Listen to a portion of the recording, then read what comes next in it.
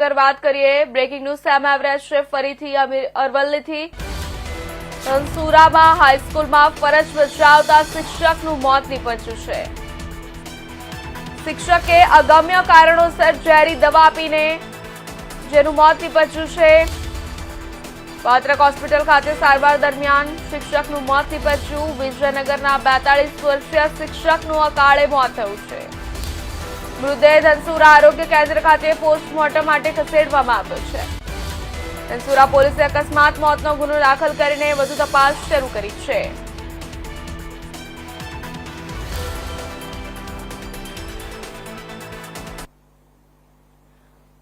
મહત્વના સમાચાર જણાવી દે અરવલ્લીથી ધનસુરામાં હાઈસ્કૂલમાં ફરજ બજાવતા શિક્ષકનું મોત નીપજ્યું છે। શિક્ષકે અગમ્ય કારણોસર ઝેરી દવા પીને જેનું મોત નીપજ્યું છે। વાત્રક હોસ્પિટલ ખાતે સારવાર દરમિયાન તેમનું મોત નીપજ્યું છે।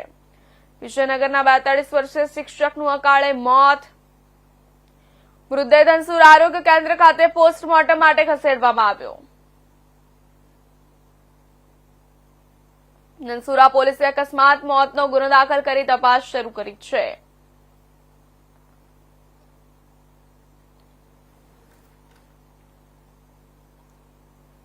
મહત્વના સમાચાર જણાવી દે અરવલ્લીના ધનસુરામાં હાઈસ્કૂલમાં ફરજ બજાવતા શિક્ષકનું અકાળે મોત થયું છે। શિક્ષકે અગમ્ય કારણોસર ઝેરી દવા પીને મોતનું પગલું ભર્યું છે। વાત્રક હોસ્પિટલ ખાતે સારવાર દરમિયાન શિક્ષકનું મોત નીપજ્યું છે।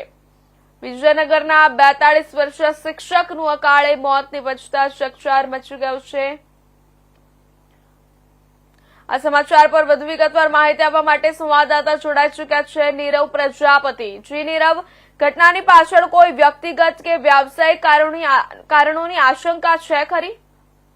ચોક્કસથી પ્રેરણા વાત કરવામાં આવે તો જે પ્રમાણે 45 વર્ષીય શિક્ષકે જે પ્રમાણે ગઈકાલે રાતે મોડી સાંજે દવા પીને આત્મહત્યા કરવાનો પ્રયાસ કર્યો હતો ત્યારે તેમનું સારવાર દરમિયાન મૃતક જાહેર કર્યા હતા। ત્યારે હાલ તો કોઈ પ્રકારની કોઈ શંકાનું સ્થાન દેખાય તે પ્રક્રિયા જોવા નથી મળી। પોલીસ દ્વારા વધુ તપાસ હાથ ધરવામાં આવી રહી છે। જી નીરવ, આ ઘટના બનતા મૃતકના પરિવારોનું શું કહેવું છે? તેમનું કોઈ નિવેદન સામે આવ્યું છે ખરી? ચોક્કસ વાત કરીએ તો હાલ તો મૃતકના પરિવારનું કોઈ પણ પ્રકારનું નિવેદન સામે નથી આવ્યું, કારણ કે જે છે ઘટના તે હાલ અત્યારે જે શિક્ષકનું મોત નીપજ્યું તેનાથી પરિવારમાં શોકનો માહોલ છે। હાલ તો કોઈ પ્રકારની માહિતી સામે આવી નથી। જી પ્રેરણા।